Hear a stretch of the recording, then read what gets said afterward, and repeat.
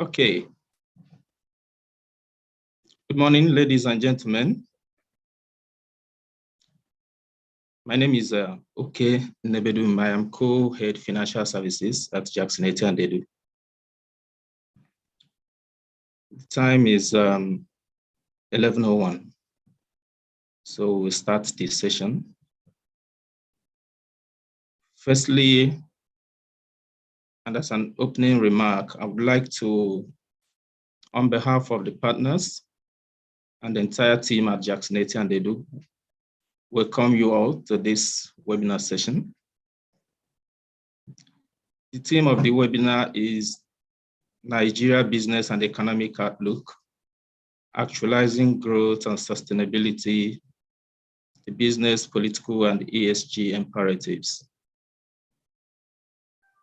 Our panelists will be discussing and proffering ideas about how Nigerian businesses can navigate through the economic and political nuances of 2022 and leverage environmental, social, and governance goals to achieve sustainable growth.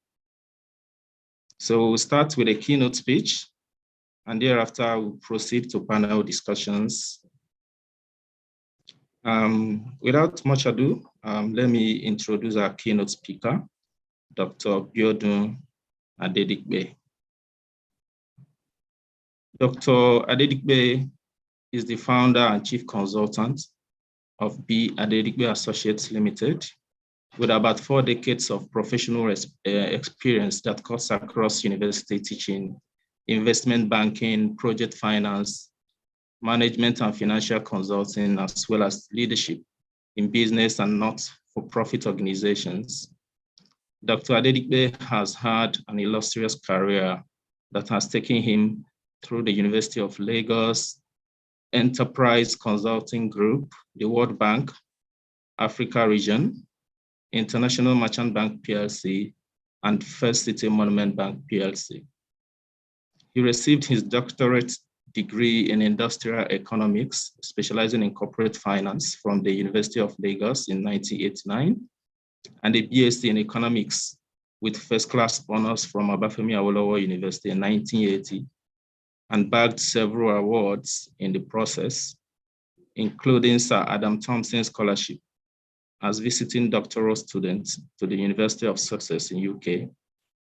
He's a member of several respected professional bodies, including the Institute of Directors, Nigeria, the Nigeria Economic Society, Chartered Institute of Bankers of Nigeria, and the American Economic Association.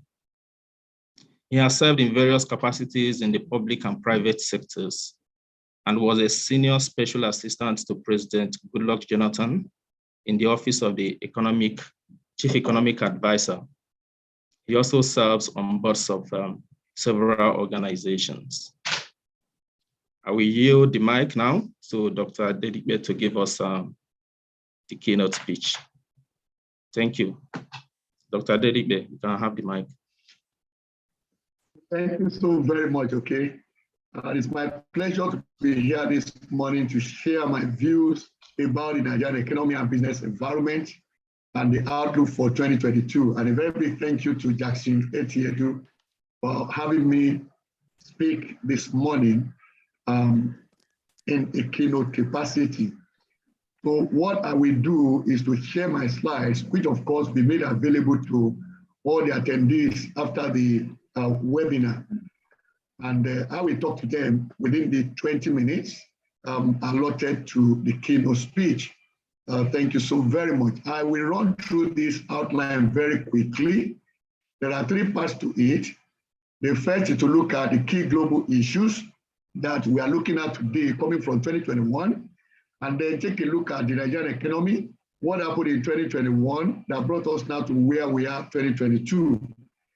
Then the third perspective is looking at the outlook. What do we expect to happen this year and probably beyond 2022? And then as business people, what should be our response in context of what JD wants us to do, JDE wants us to do this morning, okay? So as background and foreground, I like reminding people that the Nigerian business environment has several challenges as well as opportunities. But what we see and focus on is a matter of our choice. And once we make those choices turn around and they make us, which means what we choose to see and give attention to is what we determine what we get. Now, coming to the global issues, my take of that is that COVID-19 has caused troubles everywhere. And the pattern is this. Number one is life was normal up until the end of 2019, when COVID-19 came on the global scene. They started in China. We thought it was just a problem of the Chinese.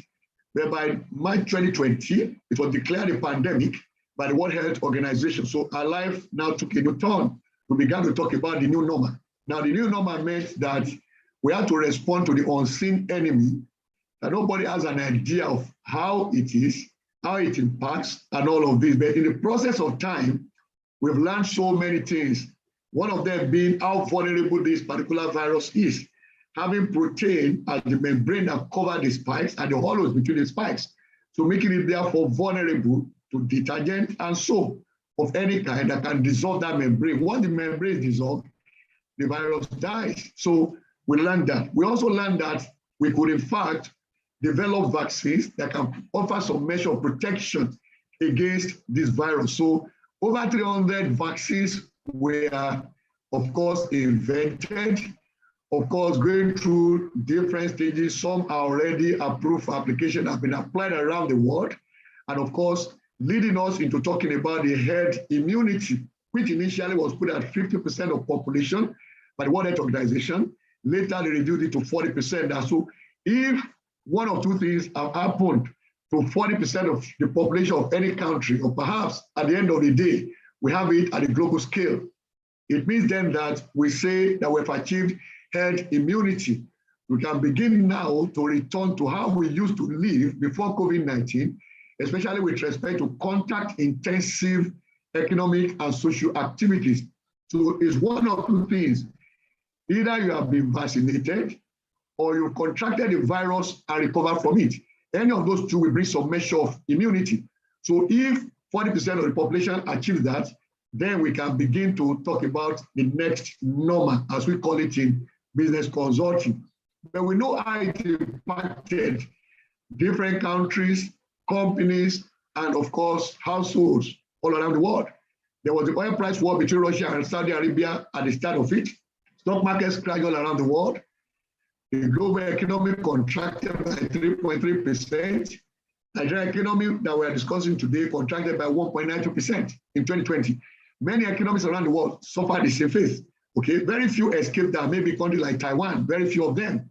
And of course, industries, almost outright collapse of aviation, hospitality, tourism, luxury goods, food, entertainment. Then of course, a rash of legislations all around the world.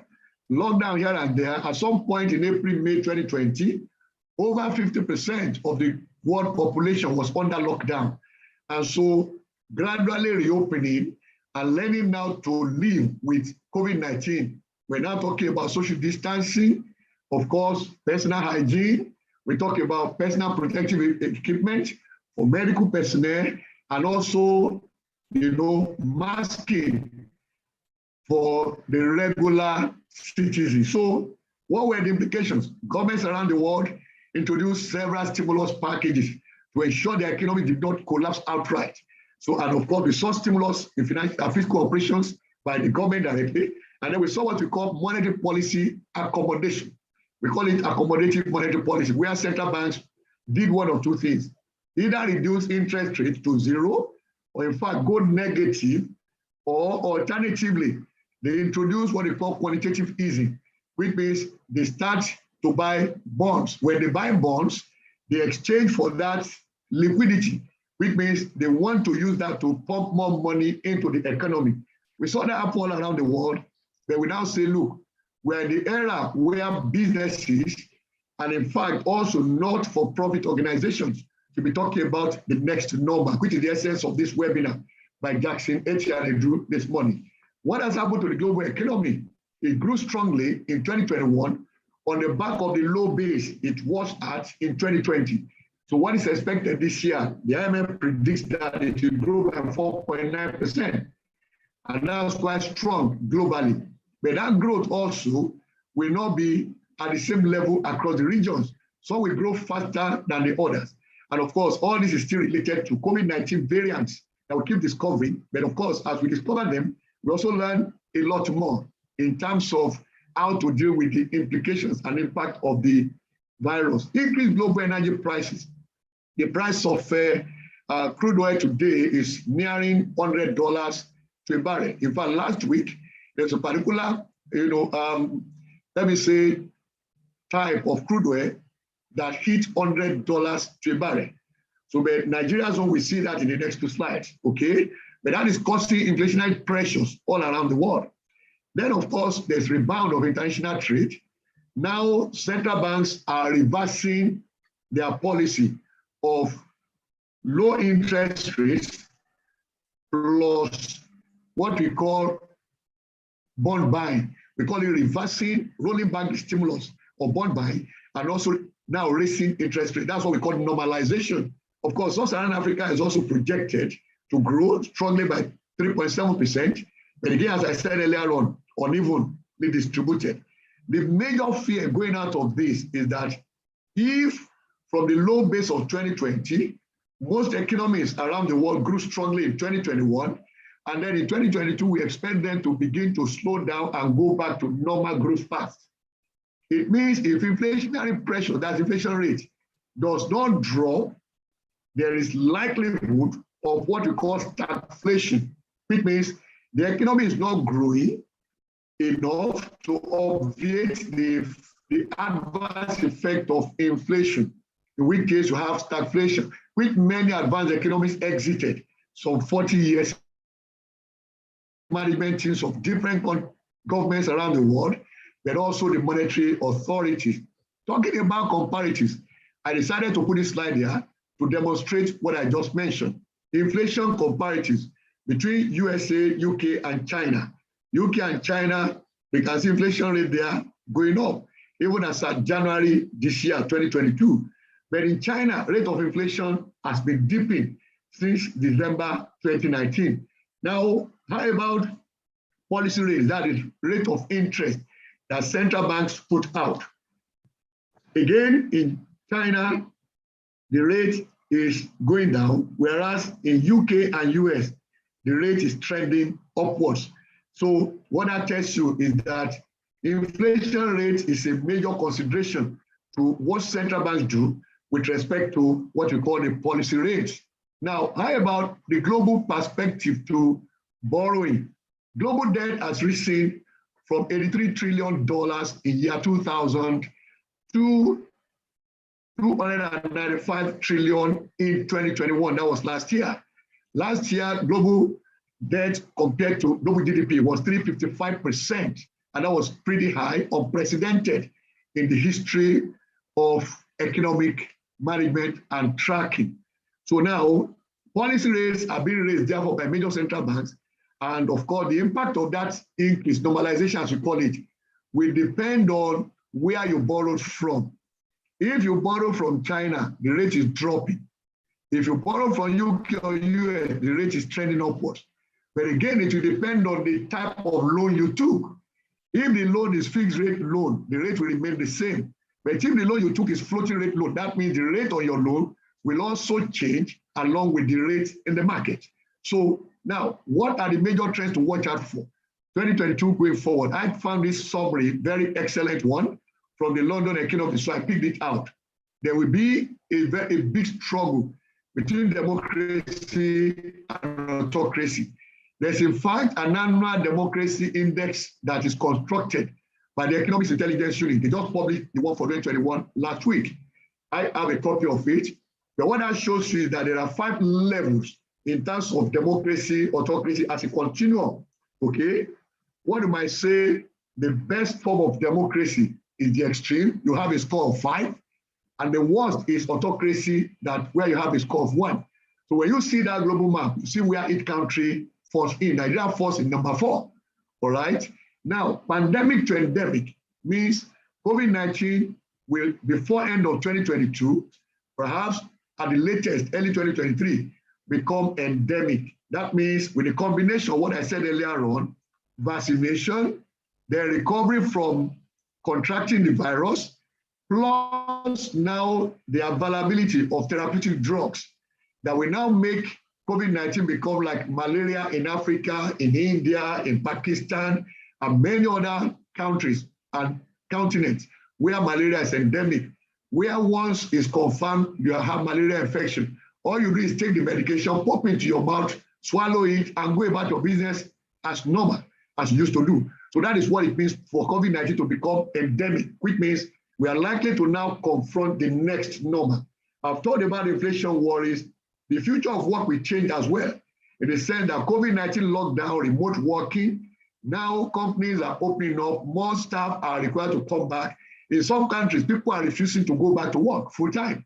And in fact, some big companies are losing staff because of that to their competitors, because of the way they structure the manner in which their employees work. Of course, the new technology has taken a place that we did not envisage before COVID-19, in the sense that what we're projecting technology to do in the business world in year 2025 and possibly beyond, it began to do that in year 2020. Cryptocurrencies have grown up in terms of not only acceptance now, but also pervasive interest by different stakeholders and age, what we call age grades within the population composition. Climate crunch, that's the reality all around the world. There's no country spared of that. What rains are doing in some places, storms again, the high temperature in some, and on like that. Travel troubles, space races, political footfall. Let us war in Ukraine. I put a question mark there. When the controversy began, Russia and China said there won't be any war. The mobilization by Russia to its borders with Ukraine was a deterrent, because they didn't want Europe to expand and come to share borders with them at the border of Ukraine with Russia. Ukraine said there won't be any war. US said no, there's going to be war. NATO said there's going to be war. But in all reality, the real big issue here is the Nord Stream 2 gas pipeline from Russia to Germany, which of course US doesn't want to become reality, because that means it will enhance the influence and the economic power of Russia. So now, it means then that it is a combination of economic and political issues that are playing out there. But now we know that the tanks have rolled into Ukraine, to the two regions that are dominated by the separatists. Now let's come back to the Nigerian economy. The economy grew by 3.4% in 2021. Now, that was not strange to some of us who had looked at the economy up until September 2021. For the first 3 quarters of the year, the economy grew by 3.18%. So in BA Consult, we predicted that the economy will end up at about 3.4%. And that was exactly what turned out when the data were published over the weekend. But the important thing to note here is that this growth exceeded the population growth rate of Nigeria, as estimated by the United Nations. It was 2.55% in 2021, which means that for the first time in 8 years, the Nigerian economy grew at a rate faster than the rate of growth of our population. But coming to the oil sector, which has been troubled in Nigeria in recent times, new investments have been shrinking in that sector. So when the price of crude oil goes up, which ordinarily should be good news to Nigeria, it is with mixed feelings. And why is that so? Because number one, we are not producing as much as OPEC allows us to do. Then secondly, we are not also exporting as much as we are supposed to have access to, given our capacity to produce and what OPEC allows us to do.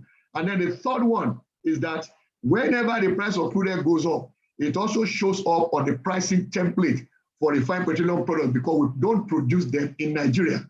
So it then means that yes, it goes up, and therefore it will expand the volume of subsidy that government needs to contend with at least over the next 17 months, okay?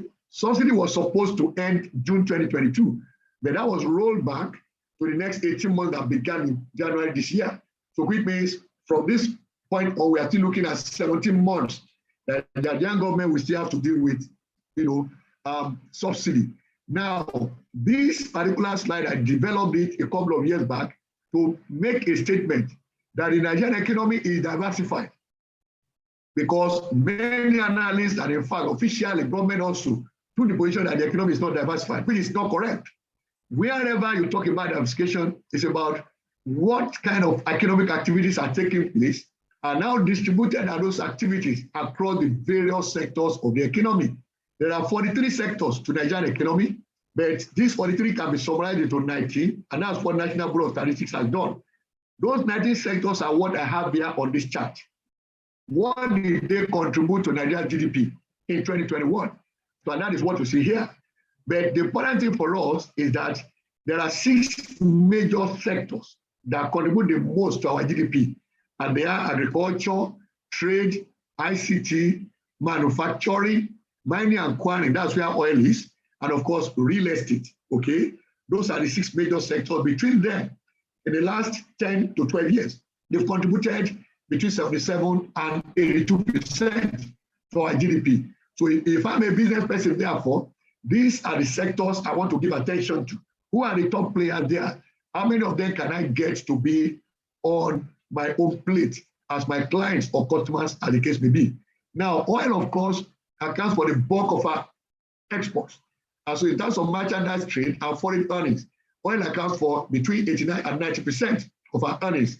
But unfortunately, oil contributes less than 8% to our GDP. That's what we call the disconnect between the oil economy and the non-oil economy in Nigeria. Imports are growing faster than exports. Again, that should be worrisome, but I put this table here for you to be able to interpret it. What are we importing? You can see that here when you get the slides. Between capital goods and parts and industrial supplies, 50% of our imports are accounted for, which means it may appear worrisome that we're importing more than we're exporting. But what we are importing today is to strengthen local manufacturing and therefore enhance our capacity to export in the near term. This is what should be of interest to everybody. Everyone talks about the exchange rate of the naira to the dollar. But let me go to a slide here that gives you a picture of that. Now, when you want to form an expectation, because that is part of what I have for you here, what to do is 2 things. Number 1, understand that today, the official exchange rate that the central bank uses is the rate at the investor and exporter window at the FMDQ, okay? So that is the official rate that central bank has adopted, which means central bank does not fix rates administratively any longer, all right? Now, if you go to the website of FMDQ, any of us here can do that, and go and check the exchange rate scrolling on that website with respect to OTC FX futures contracts. You will see different dates over a 5-year period, monthly. So what I usually do is anytime I go there, like I did yesterday or the day before, 21st of February this year, the transaction done to be delivered in December 2022, end of this year, what was the rate for those transactions? 444 naira 19 kobo to the dollar. What is the rate today in that window, the I and E window? The rate is what central bank has as the official rate. What is the difference between them? That is the premium. So if there's going to be devaluation this year, we don't expect it to go beyond that. And that will give you something in the neighborhood of, I think 23.6% or so. I have it here for you. So there are a number of things in terms of information I also put on the slides. But this one gives you the summary of the challenges in the business environment, macroeconomic concerns dealing with the issues I mentioned earlier on, interest rates in Nigeria double digits, exchange rates quite unstable, inflation rate double digits, unemployment rate very high, purchasing power shrinking by the day because of inflationary pressures, insecurity affecting logistics and creating distribution constraints. How about consumer behavior? There's now very tight competition for the consumer's wallet, which means we will no longer see your business as competing with a similar business in the same sector. but every one of us is competing for money from the consumer's wallet. So how do I convince the consumer to prioritize buying from me over buying from you? So that is a challenge every business faces today in Nigeria.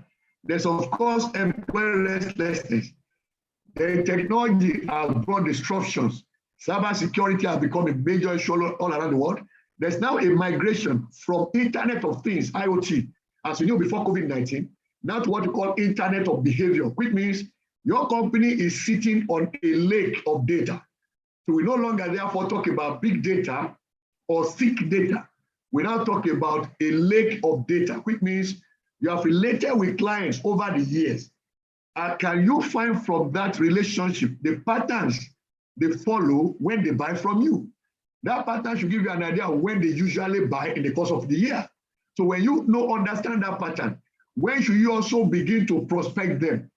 Or do you want to just sit back and wait for the client or customer to come, or profile the buying pattern and behavior and use that now to decide when to start prospecting with them?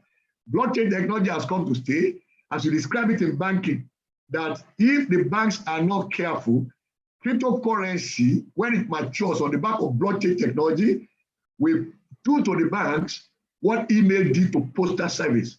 And of course, we know the place of hackers nowadays. So let me go to the other perspective. For those who are busy and possibly we don't have time to look at the federal government budget for this year, I summarized it in 3 slides. What are the priorities? Then what are the big numbers in there? Total revenue projected. Where is it from? Oil, non-oil taxes independent. Then expenditure, 17.13 trillion, which of course is increasing now by 1 trillion naira because of rollback of subsidy removal. Of course, what are the other issues in there? How much are they spending on capital? 34.8%.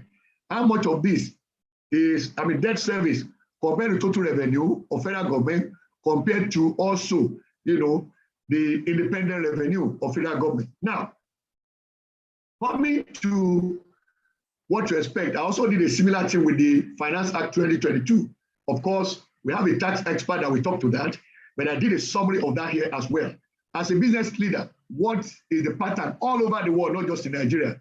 84% of business leaders are concerned and worried about the global risk exposure 2021-2022. So we should be thinking, how do we deal with risk? So what do we expect this year? This is the final part of my presentation, okay? All available projections in our company, we project 3.72% growth for this economy this year. For federal government, they project 4.2%. IMF projects 2.7%, World Bank 2.5%. All of these point in the direction that everyone expects this economy to grow this year. What does that mean for you? That means your company or organization, if it is not for profit, should aim to grow faster than the Nigerian economy is going to grow this year. The interpretation is simply this: if your business is not growing faster than the economy where you are operating in, it means somebody within that economy is growing at your expense. Of course, we expect the inflation rate to remain double digit, not minding that it moderated to 15.6 from 15.63 in December last year. That was January. Now, lending rate, we believe, will remain double digit.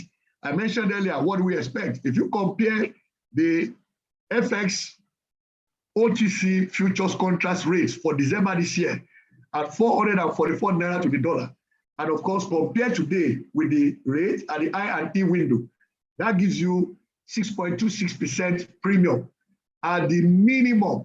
That is the kind of adjustment we expect central bank to make if there's so much pressure on central bank with respect to the exchange value of the naira. We expect infrastructure to continue to improve, and that, of course, will impact your cost of doing business. And of course, digitization is going to be intensified. So what we advise companies, organizations, is also to begin to plan their strategy and business models in the line of end-to-end digitization. It means, can I come on your digital platform, originate a transaction and conclude it without having to speak to someone or having to write a mail or whatever to somebody in your company? So that is the future of business. We call it end-to-end digitization. That also means you are not just going to automate. Now we talk about super automation, all right? Which means you are not just automating business, but you are looking at automating everything that can be automated. We call it super attenuation, using the language in the IT world. So let me conclude. Now, I put in summary here, just one slide, the place of ESG, environmental, social, and governance. There are three key factors for measuring sustainability and ethical impact of an investment in a business or a not-for-profit organization. It's a pointer to corporate behavior and also future financial performance of that entity. Typically, it underscores the importance of social impact. And so it considers performance measurement from the perspective of what you call triple bottom line. Triple bottom line simply is sustainability-based accounting method that focuses on the three P's. We call them people, profit, and planet. You will be used to that. But what is now most important in terms of ESG now globally, because we work within the space of microfinance, and that is where this is so important, all right? The interest is more about impacting the bottom of the pyramid. And that means we begin now to measure social impact with respect to inclusiveness of women and youth especially. So finally, if your business organization is going to thrive in the next number I mentioned at the beginning, these four operating words will be things you keep at the forefront of your strategy and its execution. The first is sustainability, which means you must repeatedly enhance the value you deliver to your clients and customers. Then think disruption. That means constantly challenge the current status and arrangement. Because if you don't disrupt your market, some other entity will come someday and disrupt it.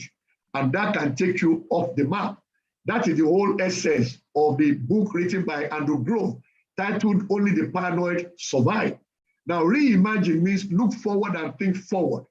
And as much as possible, disconnect from the past. The idea simply is that your company, your organization did very well in 2021. Okay, we thank God for that. But the fact that you did well last year is not a guarantee that your company will do well this year. So which means you have to disconnect with that history.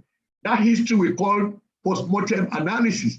You rethink your business, you reimagine it, and then ask yourself what needs to change in order for us to be as effective in the market as we were in 2021. Then you build resilience into your system. That means you must continuously interrogate the market to understand what is changing there, and how you also need to change and stay a step ahead of those changes. So in conclusion, it's a time for us all to go beyond thinking outside the box. Thinking that way is old school thinking. That's what we call it, all right? Rather, we say what you should do is think what to do with the boxes. And which boxes? I identify 5 of them for you here. Your strategy box, what do you do with it? That means you must interrogate the questions of what are you doing? Why are you doing it?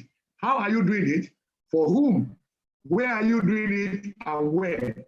All right, those shape your strategy. Then your business model.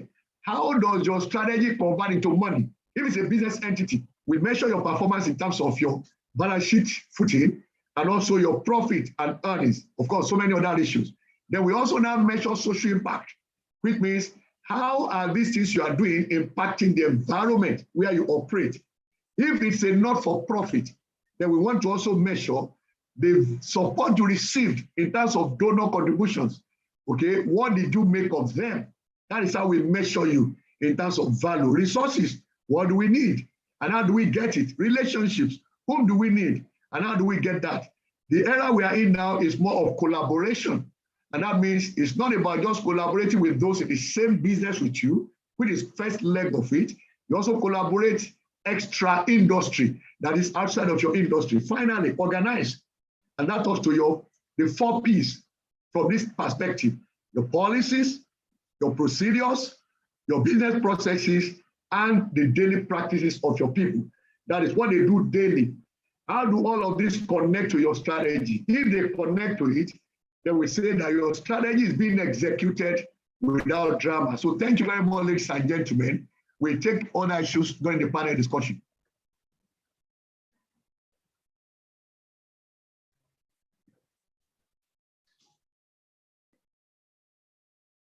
Thank you so much, you. Dr. Adedigbe. Yeah. That was a very insightful keynote speech. In fact, you have basically set the tone for the panel discussions. Thank you so much. I believe we'll have more questions during the panel discussions for you. The panel discussions will be moderated by Kunle Shoibo. Kunle is a partner and co-head financial services, Jackson Etienne Bedu. He also heads the firm's corporate mergers and acquisition practice. I will yield the mic now to Kunle. Kunle would also introduce the other panelists. Kunle, over to you.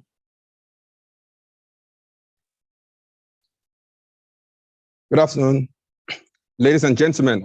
Thank you, OK, for the introduction. And thank you so much, Dr. Adedipe, for that insightful keynote address, which had put a good spotlight to how we should look at this here. I think what I've taken out from your presentation is the fact that we need to start looking at how our businesses can grow faster than the economy.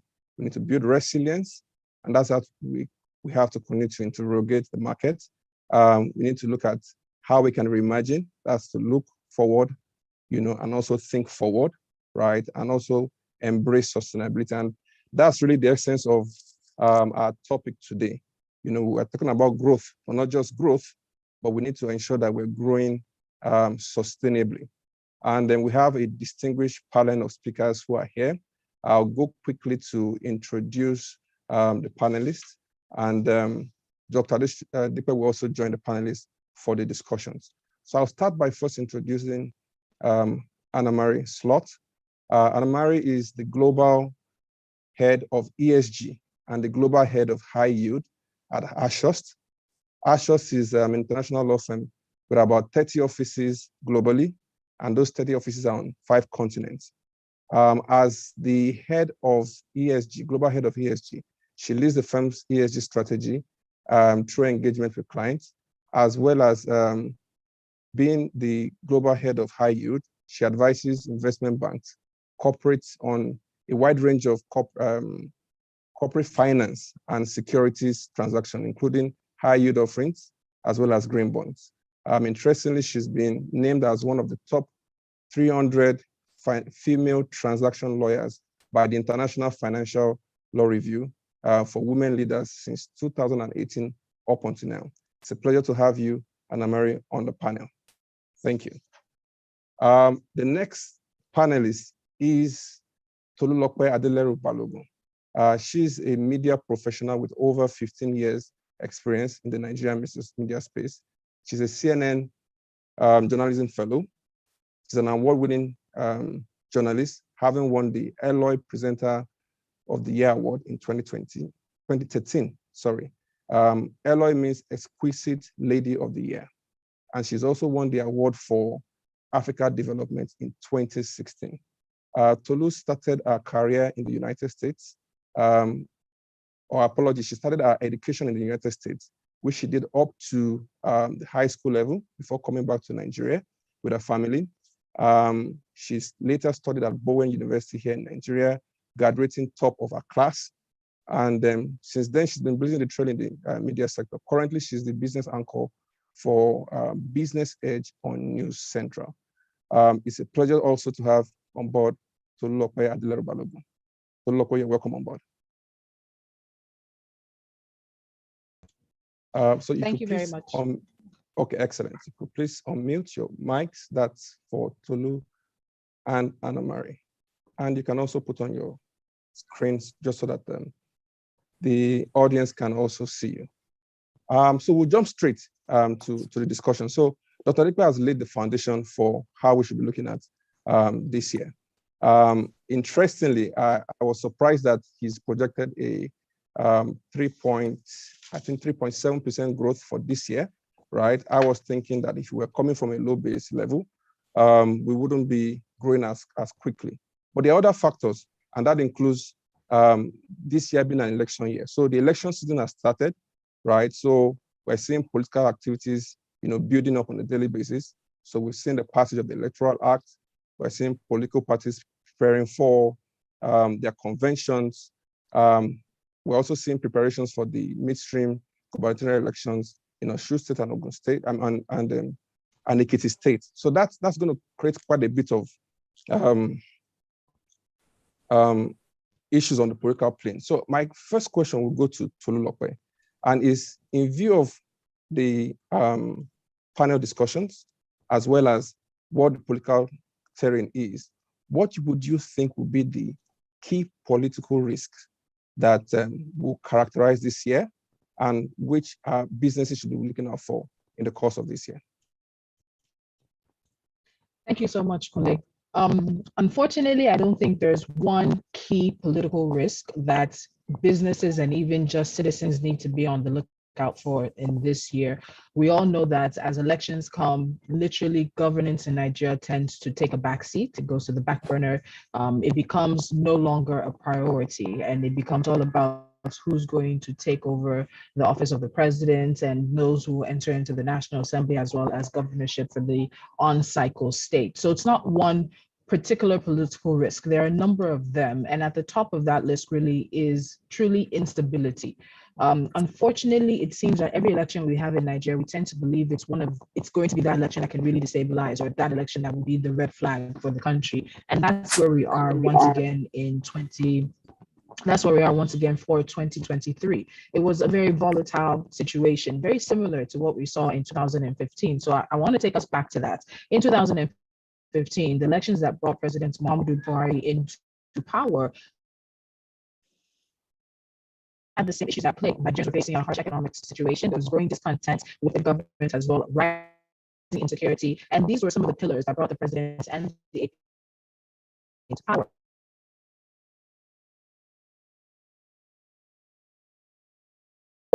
In the meantime, so insecurity unfortunately has gotten much worse. Thousands, if not hundreds of thousands of Nigerians have lost their lives. We have insecurity, the Gulf of Guinea piracy in the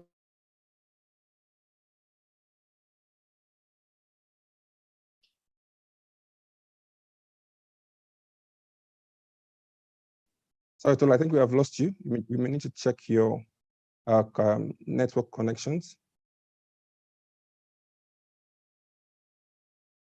Oh, there. So we lost Tolu.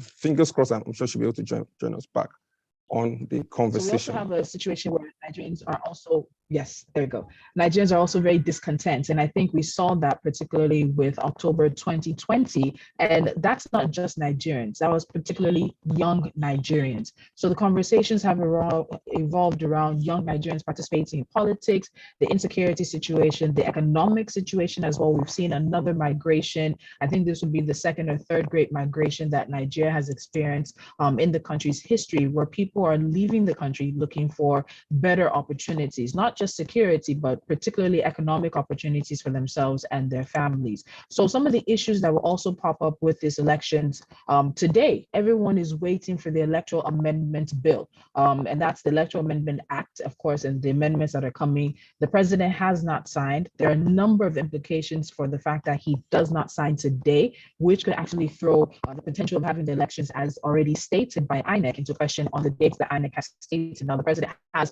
basically until March the 2nd to go ahead and sign. But if he doesn't sign, apparently the deadline for that signing was yesterday, it would actually force INEC to possibly either reschedule the elections or use the extant law of the Electoral Act of 2010. And so we saw the civil society group come out, and of course they were.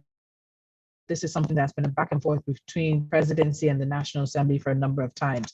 Another risk that we're also seeing is zoning. Zoning continues to be a massive conversation here in Nigeria. While it is not expressly stated in the country's 1999 constitution, it's been sort of like a gentleman's agreement that has kept many people slightly satisfied. I won't say zoning arrangements, but has kept people.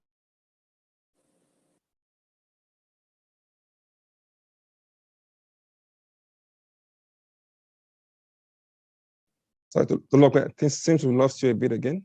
Are you still there?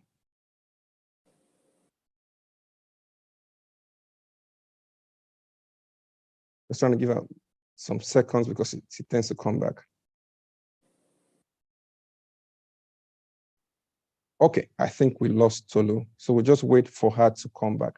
Okay, I think I'll just run straight to Dr. Adedipe. And in terms of your projections for the economy for this year, I understand from your keynote that the growth from last year was based on the fact that we were coming back and we're growing from a low base, in 2020. So you have projected a growth of 3.7% for 2022.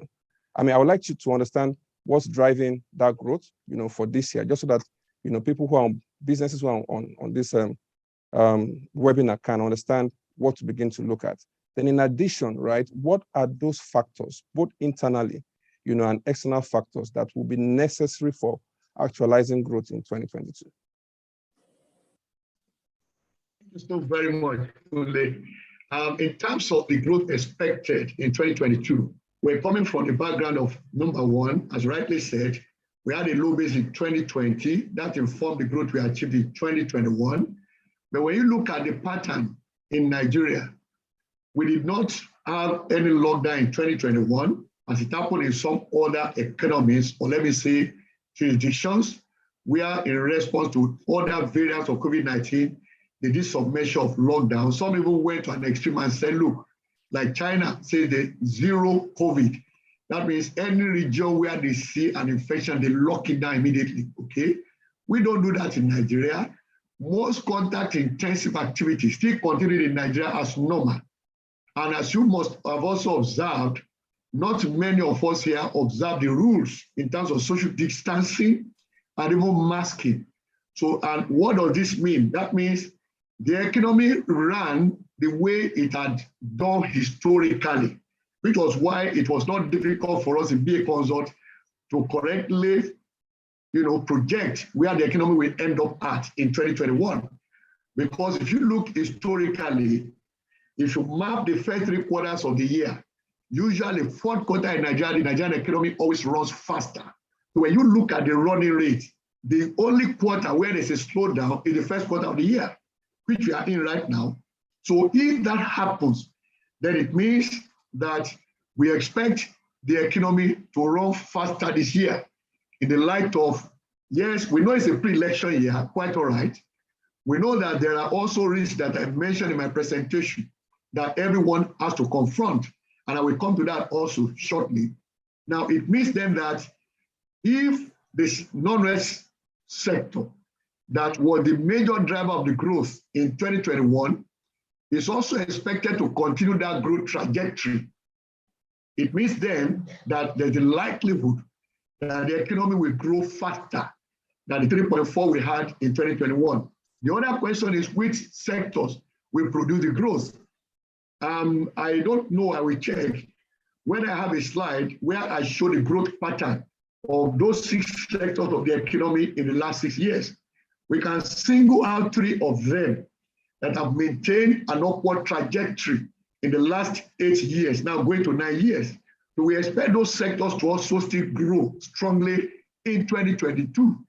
And if they grow strongly, then they will be the drivers of the growth we expect in 2022, which is why we also take the position that the economy will grow faster than it did in 2021. And don't forget also, there is a steady improvement in infrastructure as well, all right? That will also be a contributory factor to the expectation for 2022. Now, I mentioned earlier, what does this growth rate mean for Nigerian businesses? As I said, it is a year you also must think out with your strategy and your business model and talk about how to grow your business. 2 things I will advise here. Quality of the service or product you deliver to your clients or customers. And secondly, is the number of clients, number of customers. If you focus on those 2 things, your business will grow in 2022. Quality, and then how do you get more clients? How do you get more customers? That is the way in terms of strategy for growth in any form of business. And of course, I mentioned those critical steps and factors that you said earlier. I will only add to that. And what I will add is this. There are 4 things on a daily basis everyone in business should be thinking about. Number 1 are your people. And when we say people here, it's not about your employees only. It talks about customers. It talks about shareholders. Even depending on the nature, maybe it's a not-for-profit, we talk about volunteers.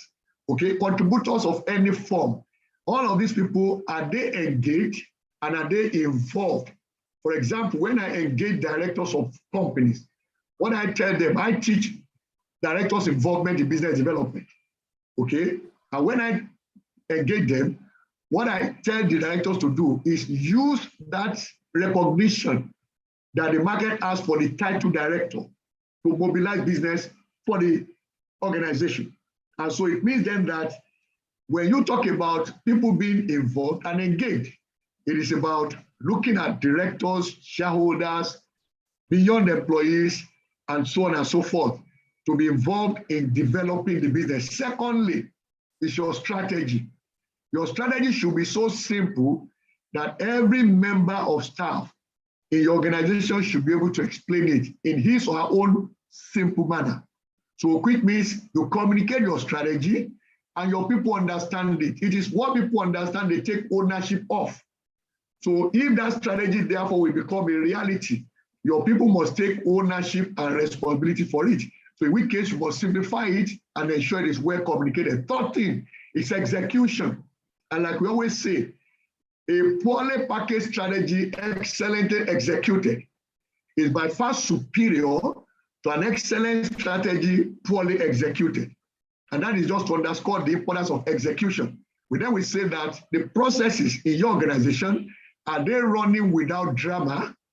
In which case, those 4 P's I mentioned, business processes are one of them. Maybe it's a year you need to re-engineer your business processes, cut away waste, and ensure that you deliver value to your clients within the time you promise. In fact, we always say that try and exceed the promise. So the fourth one is cash. As much as it is important to also access credit, it is equally important for your company to ensure the interaction between your income and cost is well managed. You are running business in an inflationary environment, so you cannot escape your cost of doing business going up. But as we always say to business leaders, that the best strategy for cost management is to grow your income or revenue, as the case may be. So it takes us back to what I said earlier. How do we grow our revenue or income greater than what we achieved in 2021? If you do that, you will worry less about cost. Even at that, you also have to adopt what we call cost management strategies, which are not about cutting costs per se.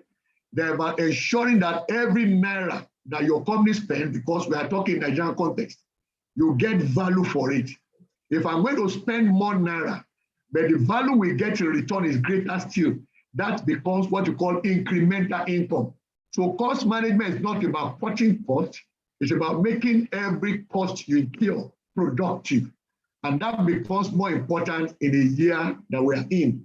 So let me leave it there, and we can talk about other issues later. Thank you. Yeah, thank you, Doctor. I mean, that was loaded, right? So what I got there is strategy and execution, right? And we need to build our cost management, cash management, grow your client base, grow your revenue, right? And provide value to your clients, because it's a more competitive landscape we are playing in now, right? So I think let's discuss ESG a little bit. So I want to go straight on to Anna-Marie. Thank you for joining us. And is to discuss ESG in the sense that it's a relatively new concept to many Nigerian businesses. So before now, if probably you were not involved in the investment space, you probably as a business will know about the ESG space. So for example, for myself, when I was advising on private equity investments in 2010, right, there were no ESG requirements. But by 2014 and 2015, the ESG requirements for private equity investments had begun to increase for businesses. Now it's becoming a global phenomenon. So Nigerian businesses need to understand what this means. So we'd just like you to explain to us exactly what the concept of ESG, right? What does it mean? How does it help to create value for businesses? And in terms of implementing these ESG requirements, what should businesses be putting in place to implement ESG in their corporations? Sure, thanks very much. And thank you for inviting me to be part of this panel this morning. It's a fantastic set of panelists, and appreciate the opportunity to speak. As you say, look, ESG and this concept of ESG has kind of taken over in the last few years from sort of a standing start where there was some niche players that sort of focused on this to the realization that business as a whole has had this huge externality that hasn't been incorporated into decision making and strategic planning, right? And those are the ESG components of what businesses are now looking to. It is this understanding that it is as Professor Adedepte said earlier, it is this triple bottom line as opposed to a singular thing. So it is people, planets, and profit all together. It isn't, a kind of warm, fuzzy, let's do something nice for people kind of thing, but a real realization that this is a strategic imperative to be able to continue to live in a sustainable way, and also a huge business opportunity, because as people realize that this is more and more a critical factor in creating a resilient business, those opportunities to partner and work with those companies that are on the leading edge of that is a massive opportunity for companies that sit down, figure this out, and get it right for themselves. And that first step is sitting down in your strategic planning and figuring out what, from an ESG perspective, is material to my to my business, my industry, right? And that's everything from environmental, what are my emissions? How am I sourcing my energy? How do I run my operations? To, the social, how am I interfacing with, as mentioned before, all of your stakeholders. So, what is your social license to operate, as an expression that people also use in different parts of the world? How do your customers see you? How do your employees see you? How do your investors see you? How do the financiers see you as a company? And then that G, that governance part, is not talked about very much when people talk about sustainability and ESG, but is the critical kind of roadmap and pathway inside of a company that delivers the E and the S. And so knowing what's going on within the company, having a real clear understanding of what you're committing to, understanding how you're delivering that is the G part, how you're governing what the company is doing. And, so from this is, as you say, is a new topic for people to think about and to talk about and it's not that it wasn't there, it's just that people kind of didn't really pay attention to it. And so I think the first thing that businesses really need to do is recognize that that this is new and not be afraid that they don't know what's going on, because everyone is coming to this in real time and upskilling in real time. So using lots of resources that you can get to around the business community on figuring out kind of what is that material thing for your company and for what you need to do to look out 5, 10, 15, 20 years and think, what does our company look like in each of those periods from a resiliency basis? And how does that, how do we change what we're doing, or how do we do something different?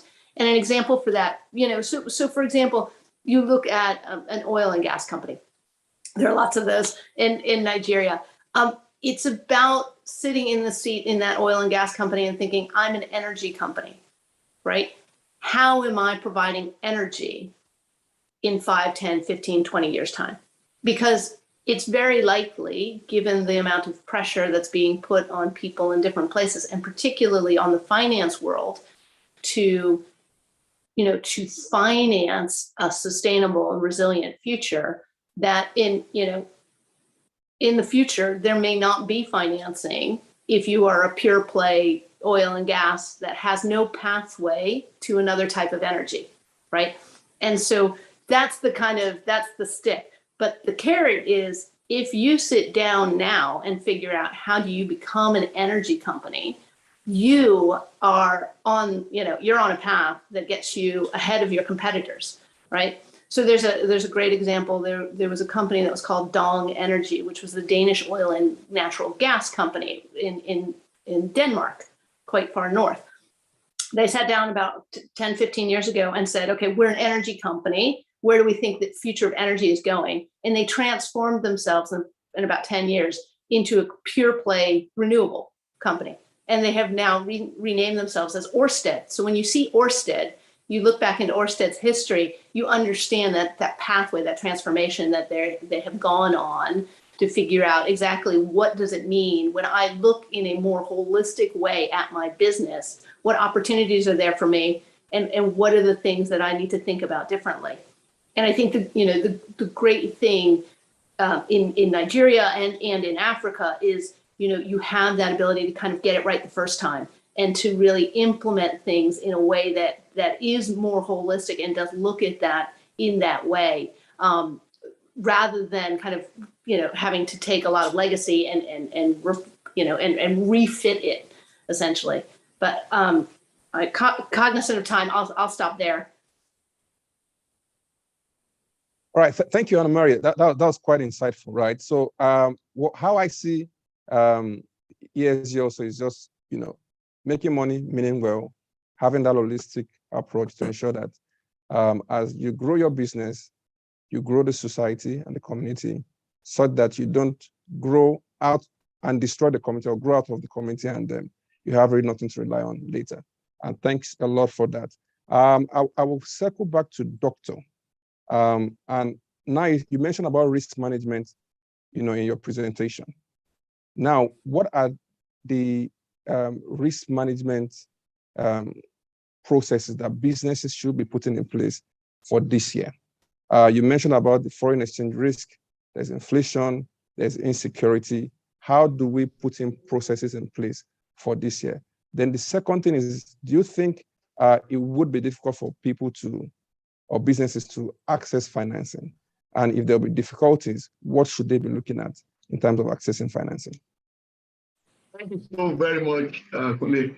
Now, the first question, talking about risk management. Now, for every type of risk, and happily you identify some of them here, which is the first stage in risk management. There are 5 stages to it, in my own, interpretation and analysis of it. First, you identify the risk you face. Then you need to assess the risk. How high or how low is the risk? It's 5 levels. The risk can be very high, it can be moderately high, it can be average, it can be moderately low or very low. That is assessing it. Now, the third level is to measure it. We call that in banking credit scoring, all right? In which case you can now assign a percentage to it. Of course, that has a connection also with what we call, measuring probabilities in economics. So you measure. When you measure, it gives you an idea of how likely the impact of that risk will be on you if it crystallizes. Then the fourth stage is to make a decision whether it is a risk you want to accept or a risk you want to avoid. If you accept the risk, it means you now have to devise a means of managing it. And that is what takes to the 5th stage, which connects to your question. We call that mitigation. So to really manage the risk from business perspective is you've identified the risk, especially environmental, the ones you mentioned here, that we cannot all escape. So how do we then mitigate or protect our entities against these risks? I gave a hint earlier. If your business is exposed to FX risk, in which case some of the inputs into your business activities and processes require you importing either tangibles or even intangibles that you have to pay for in foreign currencies. It means that if the Naira loses value, there's every likelihood you have to pay more because you look for more Naira in order to get the same amount of foreign currency to pay for that service or input. So the question then will be, in your own projection for the year, in planning, in your budget, you take account of what I suggested earlier on as 6.26% depreciation of the Naira as a minimum, all right? You build that into your budget, which means you are not operating based on the historical exchange rate as at the end of 2021, neither are you operating based on the exchange rates official as at today, which is the investor-exporter window. But you are saying, if I go by what it says on the OTC futures contracts figures for December this year, then it means I expect 6.26% depreciation of the Naira. You build that in. Even if it now depreciates further than that, you will only need to make adjustment, but you build it in. And if the central bank does not adjust that rate, and therefore the market will source from also doesn't move accordingly, then you are in a better position because you'll be spending a lower amount sourcing those foreign currencies than you had in your budget. Now, when it comes to security risk, it affects all businesses, but in different ways. For those that are, consumer goods, it affects both the inward bound cargo, their raw materials and other inputs, and the outward bound cargo, which is their finished products, okay?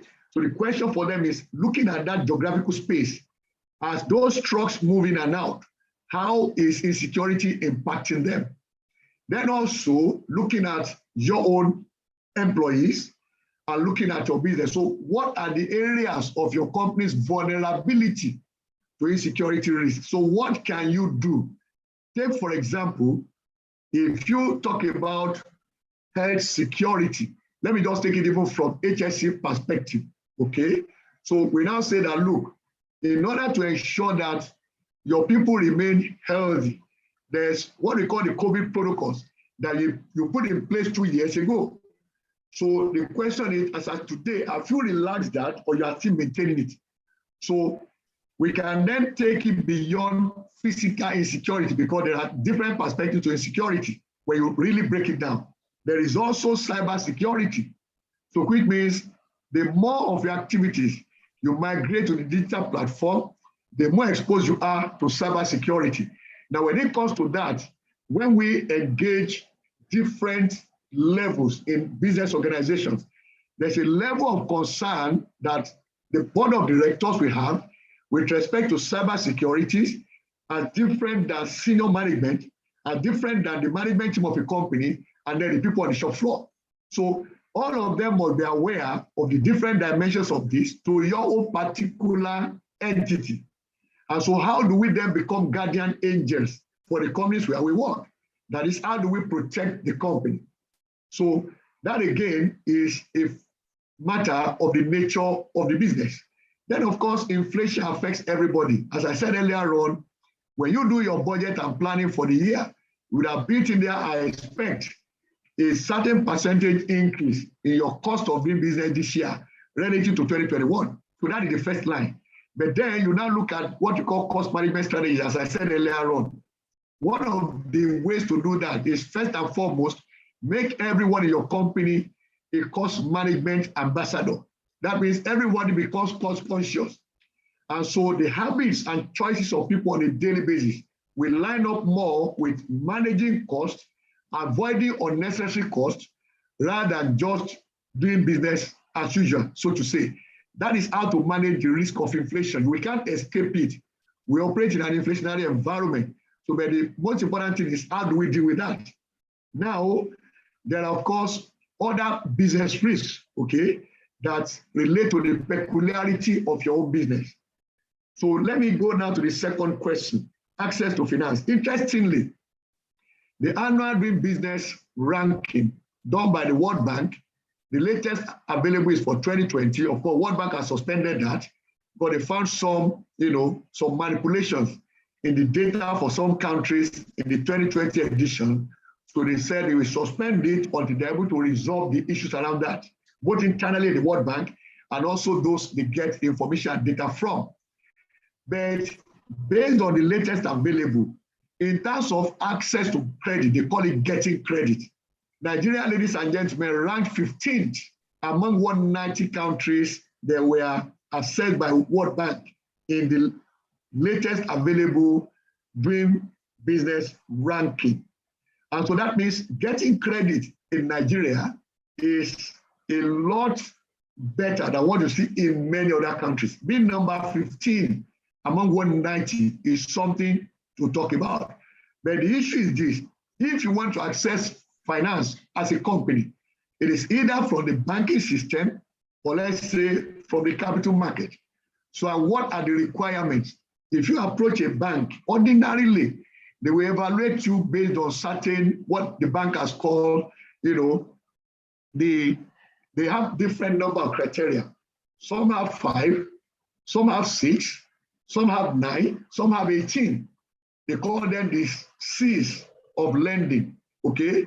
But the basic thing there is that if we approach a bank, you must, number one, be sure about the request you are making. Your request has 4 components that must pass the test of bankability. The first is how much you are asking for. Then what is the purpose you are asking for? How long do you want this money? And then how will you repay? We call that source of repayment.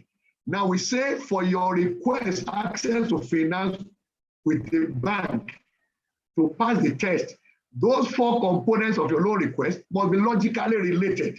In which case, what you are asking for must fall within your capacity to pay.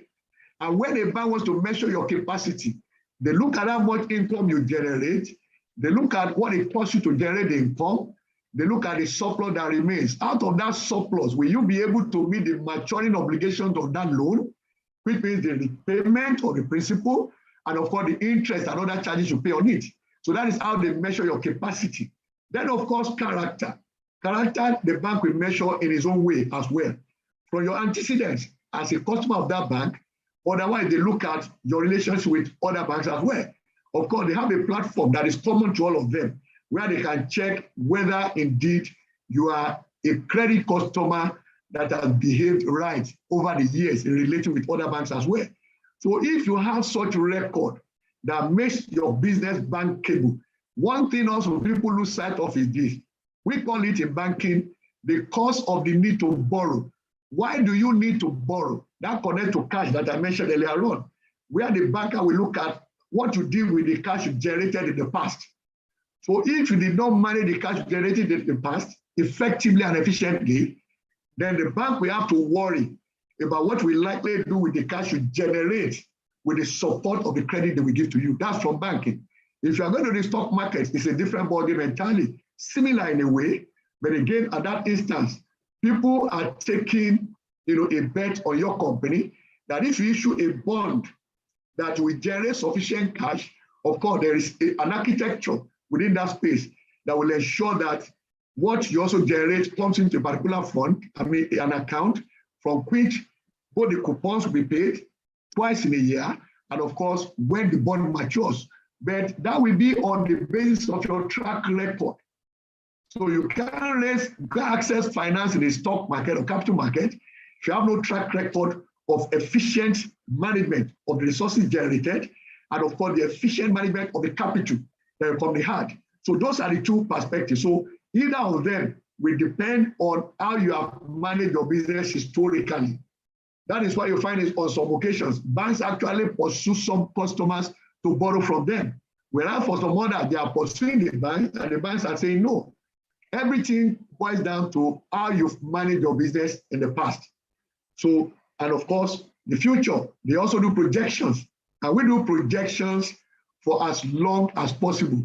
I'm working on one now, a projection of 30 years for a client that is raising $85 million from offshore sources. They already have, a fund provider that is making that $85 million available to them. That's what we are discussing currently, okay? But to do that, there's a history. And then there's a projection of what will happen to the cash that company will generate over the next 30 years, all right? So the bankers or whoever will provide financing will look at your antecedents and then look at how you are likely to behave in the future. That's where ESG also comes in. What's your governance structure about? How do you do your reporting? To what extent can we bank on the report you produce? Which is a key aspect of governance, the integrity of your reports. So all of these issues that come into accessing finance. Thank you very much. Yeah, thank you so much, Doctor. So because of time, I'm going to move straight to Anna Marie, right? And I'm going to ask her 2 questions. Go back to Tolu, and I'll come back to Doctor. So for Anna Marie, now talking about financing, there are a number of financial products that are sustainability linked, right? The green bonds, the blue bonds, right? So how can a Nigerian business, begin to position themselves to attract, sustainability linked financiers globally, right? And also, how can we just build that same kind of ecosystem within our own country? That's one. Then the second question is in terms of building sustainable businesses. So since the 2008 financial crisis, there has been an emphasis on long-term sustainability of businesses, as opposed to the short-term approach, to ensure that a business makes money within the medium to short term. So what do Nigerian businesses need to put in place to ensure that your business can have long-term goals, both from the director's perspective and from the owner's perspective? What are those things that we need to put in place in our business to have that long-term goal that could make the business more sustainable and more impactful to the community? Thanks. So I'll take those in turn. So sustainable finance, and in particular, sustainability-linked loans and also sustainability-linked bonds, are a very, very recent evolution, right? The whole market has only actually been in existence for a few years, but it is growing at an extraordinarily fast rate, and it is a massively popular market for lenders and for investors right now. So it to the extent companies are able to access that, there is a lot of interest in terms of people who have money to lend being interested in that. Now, what that means, sustainability linked loan, means that the loan or the bond is linked to certain KPIs that you negotiate in the transaction and that you agree with the banks at the outset around how you are traveling, you as a company are traveling on your pathway to sustainability. So the reason that this is because massively popular is because it is not limited to what we call pure play type companies that are, for example, it's not limited to a wind farm. You don't have to already be in renewables to access the sustainability linked loan market.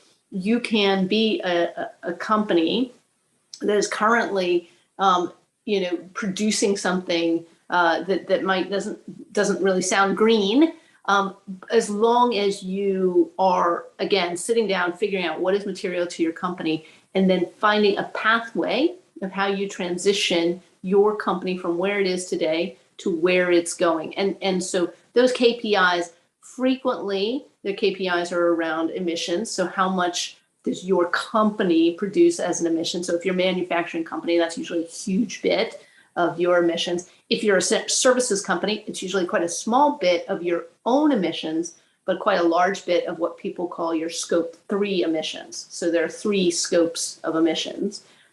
First, so scope 1, 2, and 3. 3 is basically your supply chain. It's the short version of how to think about that. 1 and 2 is kind of things you use, your premises, but also your cars and how you move around goods and services. But so sustainability linked loans and bonds are great because they are available to any company as long as you have a credible and viable pathway and you choose what those KPIs are. So and what happens is you put the KPIs in. To the extent that you achieve a KPI, you either have the margin stay the same, or in some deals it ratchets down if you achieve that KPI.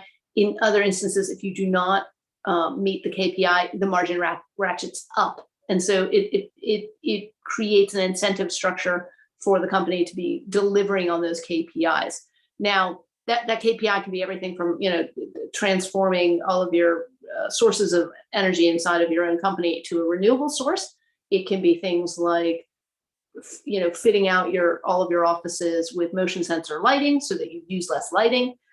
It can be lots of different things. It can be safety standards if you're doing some kind of service that has a high safety risk. So they can be around the social issue as well as around the environmental issue. It can be diversity in your board levels, so a certain number of women in senior management. There's lots and lots of possibilities there. And so that is a market that right now there is a super amount of interest in. So that market is also fascinating. So there's the international market of that. But to your point, how do you create the Nigerian local currency version of that, which is also a fantastic opportunity and something that's happening kind of across the globe. So you see people in Asia looking at this the same way. We we're working with people around the globe about how they create that in a local market sense. And so I think, again, back to the points that have been made, the vital aspects of how you integrate that into the company. First, there really does have to be a commitment from the top. It can't just be a lip service.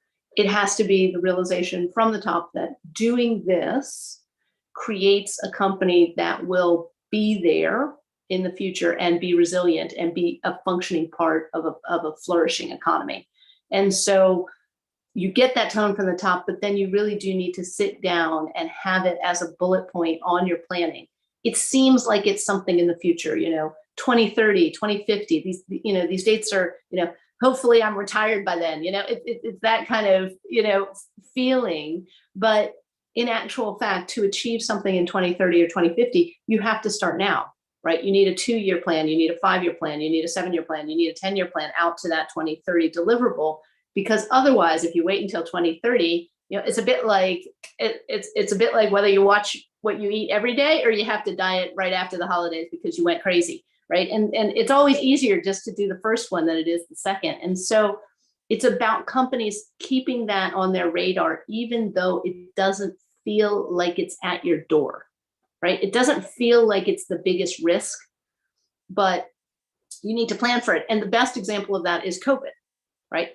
COVID was probably, the idea of a global pandemic coming and completely disrupting supply chains, making people work remotely globally, in fast order, was something that a board might have had as a little point, on their annual board day. Oh, what would we do if we suddenly had to change how things happened because there was some kind of global pandemic? And they probably spent 2 or 3 minutes talking about it and moved on.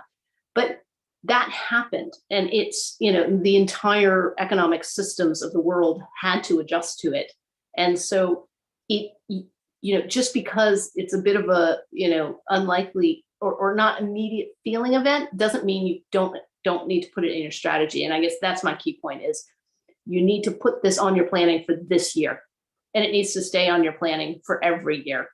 And so if you start thinking about it that way, I think it makes it easier to deliver on something that is kind of a little bit of a future idea that's hard for people to grasp.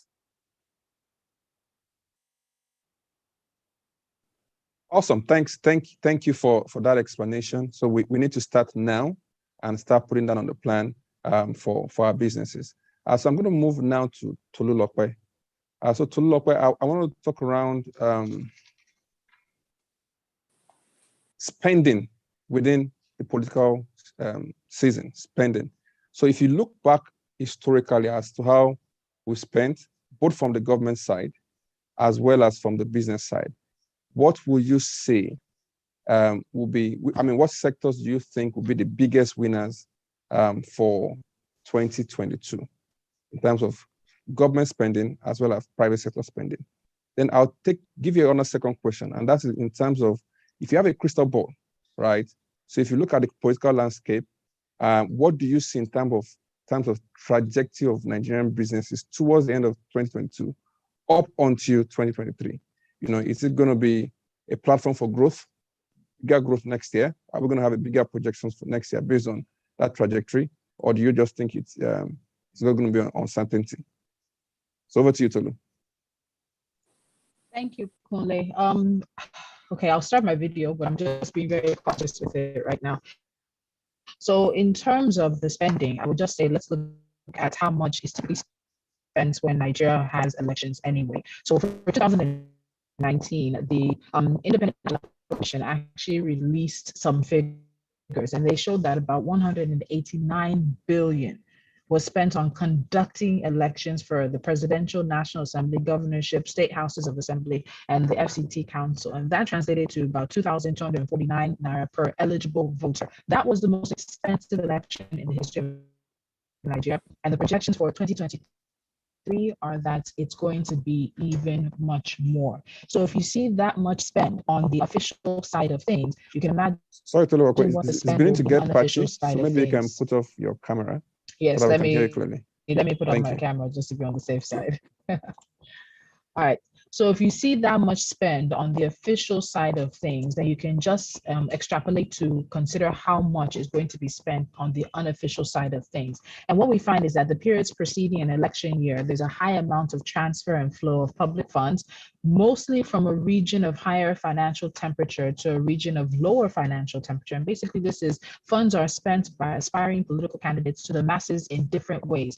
And most of this is really intended to woo the electorate. And most of this, some say, periodic show of love very close to the elections is typically quite deceitful depending on the players in question, especially funds that have tended to be amassed, stolen, mismanaged, or diverted, and then it's just crumbs. So when it comes to who's going to benefit, when it comes to where the spending is going to go, we're going to see a lot of spending come about in terms of security, because even those playing in the field for elections this year realize that Nigeria is quite insecure and instability is quite rife. So as we go into 2022, I do predict we're going to see more clashes. We're going to see a bit more violence scaling up as well, and the players themselves will be spending on security because they want to feel safe in this election year. We're also, of course, going to see a lot of spend on advertising. So people in the media, like people, my colleagues across the country, will also benefit as well. There's going to be a lot of campaigning, so you're going to see outdoor billboards. You're going to see road work as well, you know, when they're on the streets with their campaign vehicles, making noise to garner attention. So the money is really going to go, I think we can safely say, into more of what might be the creative space, not necessarily more of the official side of things. There will be some spending on, I guess we might want to say, in terms of the professional side of things, where there is some spending with think tanks, but that's not something that our political environment is known for. So we're known for more mass market forms of spending, trying to get to the masses in terms of those who are going to vote in the campaign. So campaign funds are really going to go into those areas. But then you might see an uptake as well. If you have governors who are incumbents and they're running for another term, there's the potential to see an uptick in spending at the government, at the state government and local government levels. There are projects that have not been completed, so you'll see a rush of money going into those projects. And unfortunately, that will also add or aid the economic corruption that we see, because a lot of money is going to be thrown into these projects so that they can be commissioned by these individuals who are able to sort of lay claim to them.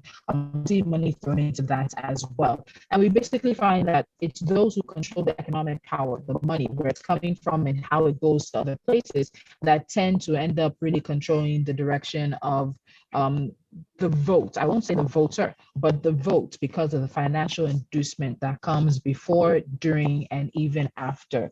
Now, when it comes to having a crystal ball, Nigeria is predictable in many ways, and it's also unpredictable in a number of other ways as well. The predicting comes from the situations around the trajectory and the trends we've seen with insecurity, the zoning conversation, as I said earlier, as well as the economy for many around the world when it comes to elections, particularly at the high level of the National Assembly / Parliament and the President or Prime Minister. It comes down to the economy. And the 2019 and 2020 Nigeria Living Standards Survey that was released by the National Bureau of Statistics showed that about 82.9 million Nigerians are poor, and 7 million Nigerians fell into extreme poverty in 2020. So for many of them, it will come down to the economy, to how rich they are, or how poor they are. And you'll see all of that also play out when there's maybe a 5 kg bag of rice. Money is going to be spent in that avenue as well. When people are trying to give rice, they're trying to give recharge cards, they're trying to give beans, things that are very staple food items for a majority of Nigerians now become inducements for votes. So you'll see money spent in that avenue as well. And it also becomes part of what will be in the circle of the conversation. One thing I want us to take away from all of this as we head into the elections is that electoral corruption is the worst form of corruption, because this is a corruption that takes away, one, attention. It takes away action as well, in terms of diverting the attention and the action of governance. It becomes more about politicking in the year up to that. But the decisions that voters make and that those involved in electoral process make that become corrupted by money are decisions that become life and death situations. So if you have somebody who takes that 5 kg bag of rice, to them, that might be the closest they will come to quote unquote getting the dividends of this election or getting the dividends of democracy as it's been sold to them. But in the long run, voting in that manner or being able to be induced to vote like that because of a 5 kg bag of rice will cost you more. It can cost you in terms of the education that your children need. It can cost in terms of the roads that are needed to connect businesses and environments. It can cost in the terms of so many other things. So if we take nothing else away from this, my crystal ball is that electoral corruption, unfortunately, will continue in Nigeria. Businesses will be seeing a lot of businesses trying to shore things up in foreign currency, particularly in the dollar. We'll see a lot of movement of that as well because they're not sure what's going to happen to the Naira. The Naira has not fared very well in the past several years. There's been a number of devaluations as well. And we've seen the currency crisis that the CBN has tried to manage. So you're going to see businesses try to, of course, insulate themselves from that heading into 2023. And there are going to be a lot of people who try to shore things up in the dollar, particularly. You're also going to see some decisions, some key decisions being held off on because people want to know the direction things might take.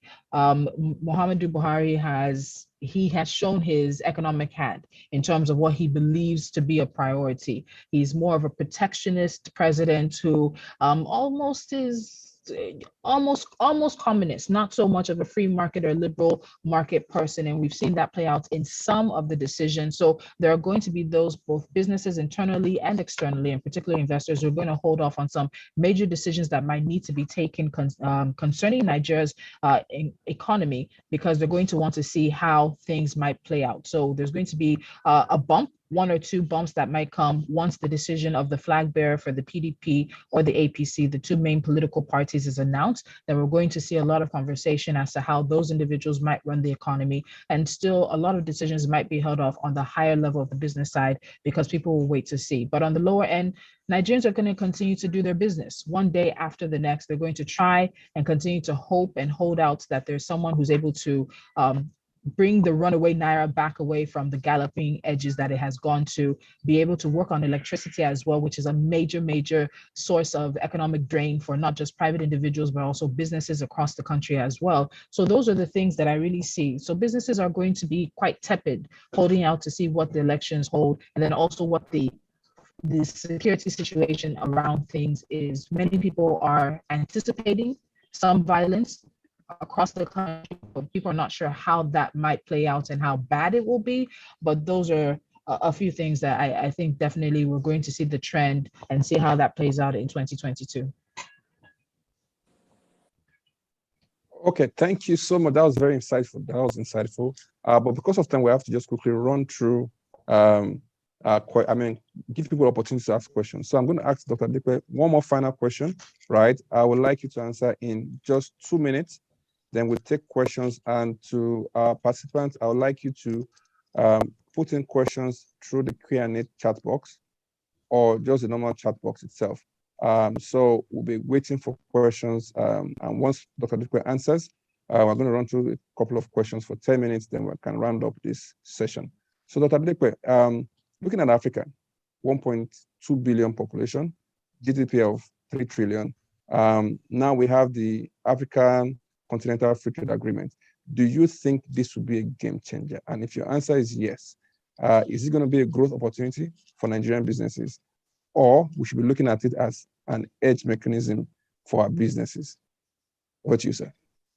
Thank you so very much. Just to quickly point out that the African population is about 1.3 billion. And then also that in looking at the African Continental Free Trade Agreement, there are two perspectives to it. What is the position with intra-regional trade right now? And how is the implementation of AFTA likely to impact that? And then how does that compare to intra-regional trade in Europe, for example, and in Asia? So it gives us an idea of what Africa should aim to attain within a certain period of time, which is not yet defined anyway. And then I'll come back to how that applies to us businesses in Nigeria. Now, the first thing is that The projection is that this free trade agreement will lift interregional trade in Africa to 20% from less than 10% that we have now. In fact, some estimate it as less than 6%. Okay, so the expectation is that it will lift that to 20%. And of course, 20% still compares poorly with the 60% we see in Europe and the 70% we see in Asia. So which means we still have a long way to go in order to explore the opportunity in that agreement. The second part of it is this. That agreement says within Nigeria, we are keeping open borders, all right? So if there are open borders, what does that mean? It means that Nigeria has opportunity of exporting tangibles and services to other African countries without border restrictions. The same way operators in those countries can export to Nigeria. So for me, the way to go about it is take Jackson, Eti, and Edu, for example. What services do we render? Which countries in Africa do we profile having opportunities for the type of business that we do? So who are those providing those services in those countries? What kind of quality specifications do they deliver in those countries? How can Jackson, Eti, and Edu now outcompete, or let me put it this way, displace whoever is providing those services to those prospects? So in which case, we are looking now at having a foothold stronger in some specific African countries. Maybe at that point, you may want to now identify certain countries. But if you are producing a tangible item, and this is the approach I recommended a couple of weeks ago when this conversation came up. And I said, the way to go, if you produce a tangible, look at those countries in Africa and identify which among them has what to produce among their top 20 imports. If it falls among their top 20 imports, that means those countries to start with are your existing prospects. Then you now check which countries produce what they import. And then what are the specifications? Can you then upscale your own product quality to that specification and maybe higher than it? But also do your research properly to know the price at which they import, so that not only are you attractive in terms of quality, you're also attractive in terms of pricing. So that way you are aiming at displacing whichever country or producer they currently import from. That is how to take maximum advantage of the free trade agreement, because it is not a door opened for you to work here and simply say, because I'm an African company, therefore I have access to this. You must still have at the back of your mind that you are competing, but to get a foothold there, you are competing with every supplier of your service or product from anywhere in the world. But the strategic approach to it is what I just narrated. So in which case, it represents a growth opportunity. I see it more as a growth opportunity. And of course, it can also bring it can be a kind of market hedge, in the sense that you are expanding your market. And if you're expanding your market, it gives you opportunity now to manage your business across different country risks and sovereign risks. Country risk is the risk of operating in a particular country. And of course, sovereign risk is the risk that government policy can change. So that means a diversified business from that platform across countries will make you able, for example, we talked about Nigeria facing this year now. This year is a pre-election year for Nigeria.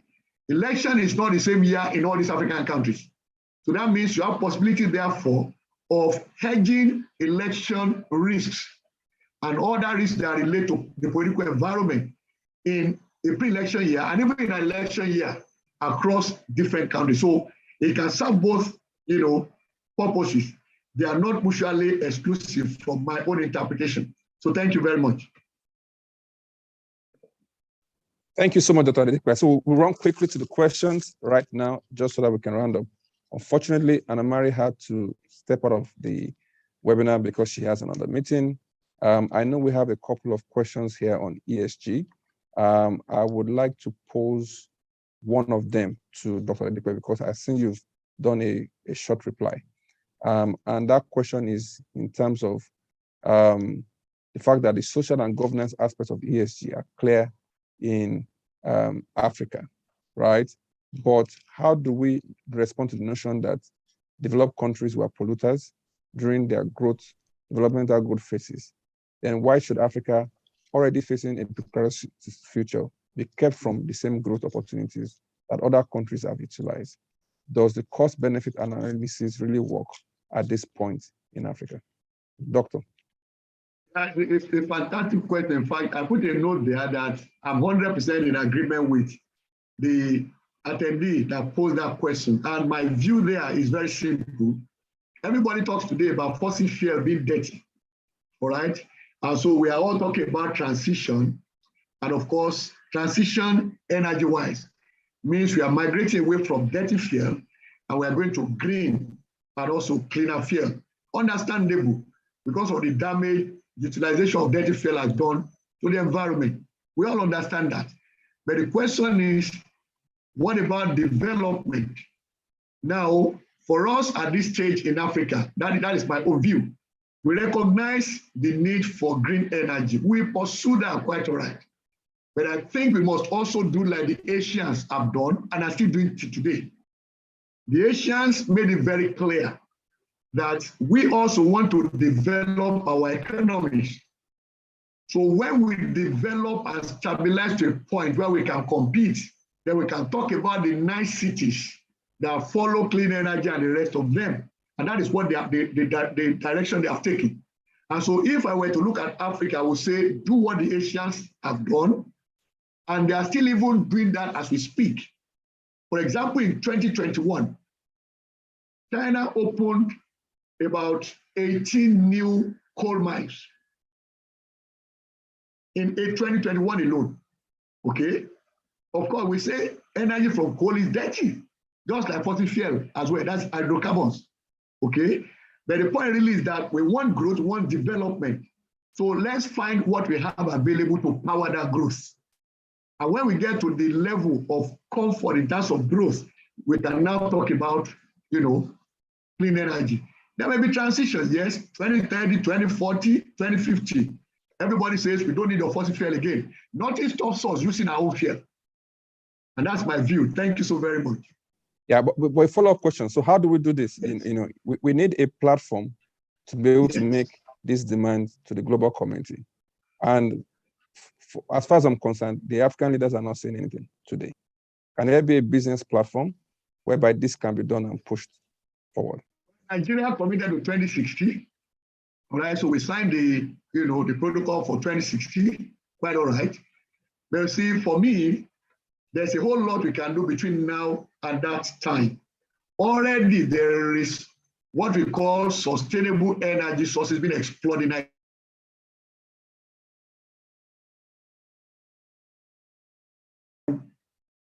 my solar power system, which means I'm not running generator, so I'm not burning fuel, so to say, dirty fuel as we call it.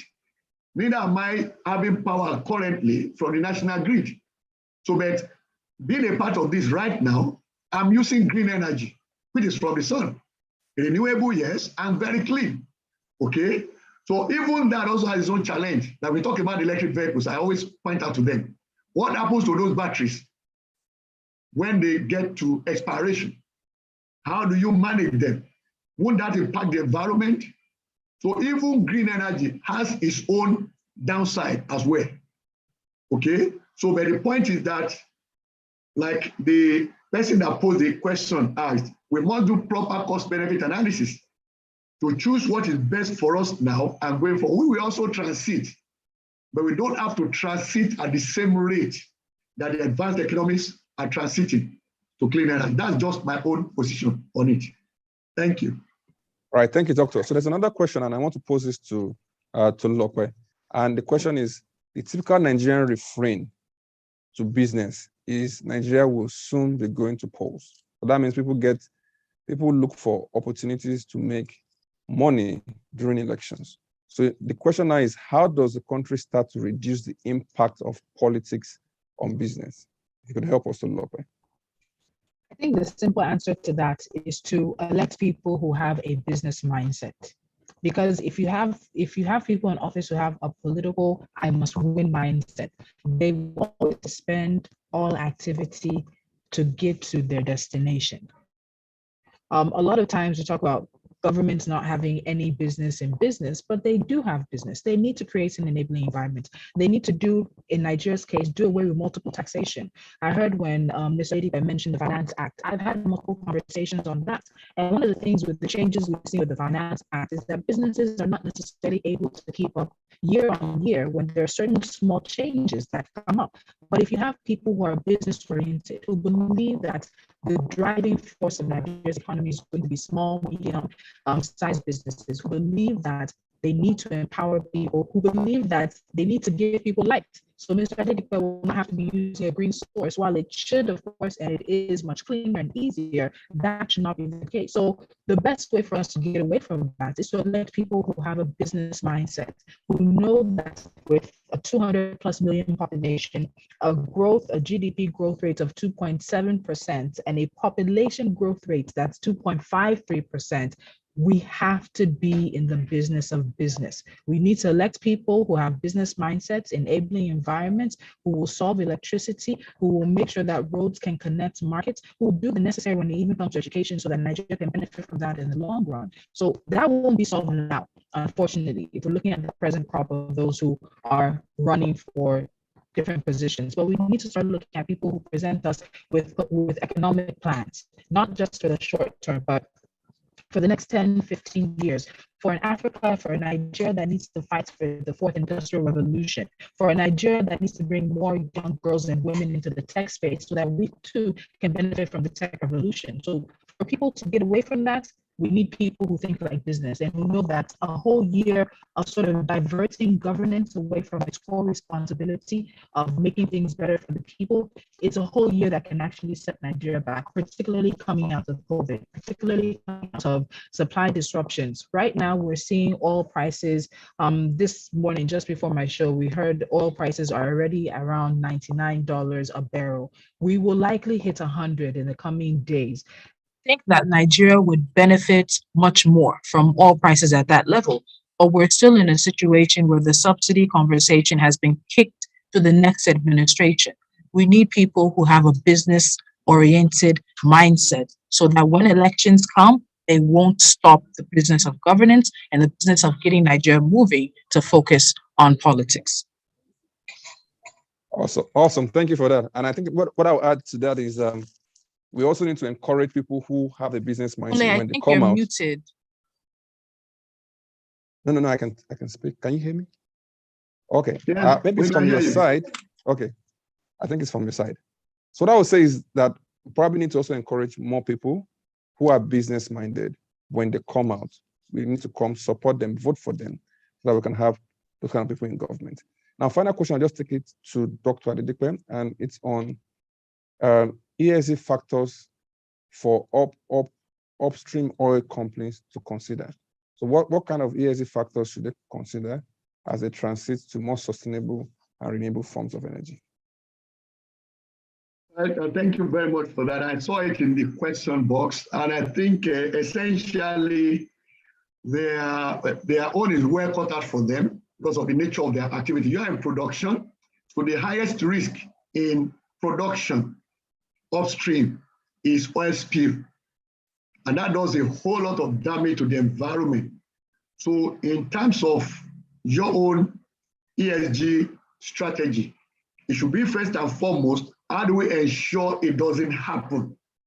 All right, that falls in context of what we traditionally would call total quality management. And then if it happens, how quickly do you go into remediation of that environment impacted, which means you minimize the damage? So there must be a system that helps you track performance that will lead to avoidance of oil spillage to start with.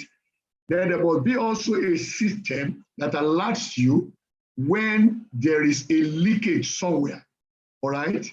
And then the third component to it is, having impacted the operating environment, your immediate locality, how quickly do you get in there and execute the remediation plan. So you must have a plan for these 3 plans in order to apply proper ESG. Then there's now the governance side to it. And I really thought I would leave that for Anna Mary. But the governance side to it just says that, look, like the kind of thing that happened at BP a few years back. Now, internally, there was a warning system that was triggered by a staff, but which the management and those concerned did not respond to. And so when this massive spill occurred, and of course investigations were conducted, eventually it was found that someone had already sounded the alarm internally, but nothing was done about that. That's why I said it is important to look at the warning system from those 3 perspectives, and then the governance. So which means there's a reporting system that also allows a whistleblower within to also signal to maybe the agency of government responsible for governance of that, and whether there's also an independent governance arrangement within the organization itself, such that if somebody doesn't act on what the system has triggered, then another authority within, or maybe outside as well, may now bring in the need, call for action in order to prevent a damage to the environment or minimize that damage, as the case may be. So those are the 3 plans in looking at ESG for an upstream company. And of course, the other side is migration of your business, talking about business as a business. Over time, energy transition, that should also be a part of the conversation. Thank you very much. All right, thank you so much, Doctor, and thank you so much, Tolu, for your time on this call. You've really shared very insightful conversations with us on this call. I think we have to bring this panel session to an end. Thank you, participants. And I assure participants that we will be sending the slides by Dr. Adedigbe to you in the coming days from this webinar. Thank you for participating. I'm going to hand over the mic back to OK as he gives the closing remarks. Thank you all. Okay, thank you so much. Thank you, Kunle, and thank you to everybody. This has been a very deeply enlightening session. I wish we could go on and on, but we've run out of time, unfortunately. Thank you to our panelists for doing such an awesome job. Dr. Adedigbe gave us a very rich expose on the economic projections for 2022, the opportunities and the headwinds. Thank you, Dr. Adedigbe. Tolulokpe did a very good job. She captured the nerve and the pulse of the critical political and socio-economic imperatives that impact businesses in a pre-election year. Thank you, Tolulokpe, for the insights. We really appreciate you. Anne-Marie gave us a global perspective to ESG considerations and what businesses should be doing right now about ESG. I think she has left. Thank you, Anne-Marie, if you're still here. And thank you, Kunle, as well, for doing such a great job anchoring, moderating this session. Finally, to our participants, we thank you once again for attending. Do enjoy the rest of your day and have a productive week. Thank you, everyone. Bye for now.